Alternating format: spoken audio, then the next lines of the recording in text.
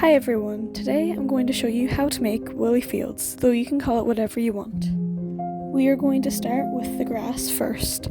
Start with a lighter colour and then build up the darker colours on top of that.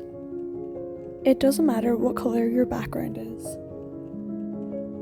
Again, when needle felting, start at the sides, the bottom, and then the top of the area you're needle felting. Then work your way through the middle. Again, always start with the lighter colour down the middle of the sky. You can add some white for cloud.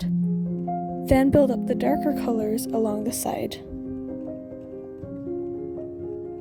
You may need to add more colour to the sky afterwards to make sure that the blending is good and there's no gaps in the sky. Don't be afraid to stab too hard. As long as you're stabbing straight and not at an angle, the needle will not break. Now, moving on to the tree, you will have pre-mixed green wool that you just roll into little balls. Put them together in the shape of a tree and just stab them in one by one. This gives a fuzzy tree effect, I suppose. For the tree trunk, you can slightly roll the brown wool to make it thin. Then add the hills in whatever shape you want.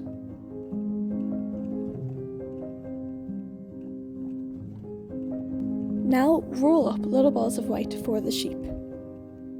Make sure they're big enough because when you stab them in, they get really small. Remember, if there are any parts you're not happy with, you can just pull it out and try again.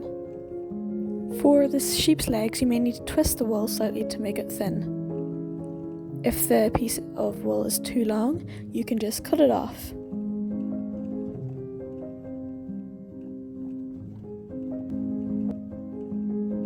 Then roll up some black wool for the sheep's head. Your piece does not have to be perfect, as I've done this piece several times and the tree is completely to one side of the piece. Now pull it out gently and then cut around the edges. Then needle felt again any loose bits or pieces that are sticking out. And there you go, woolly fields. Thank you so much.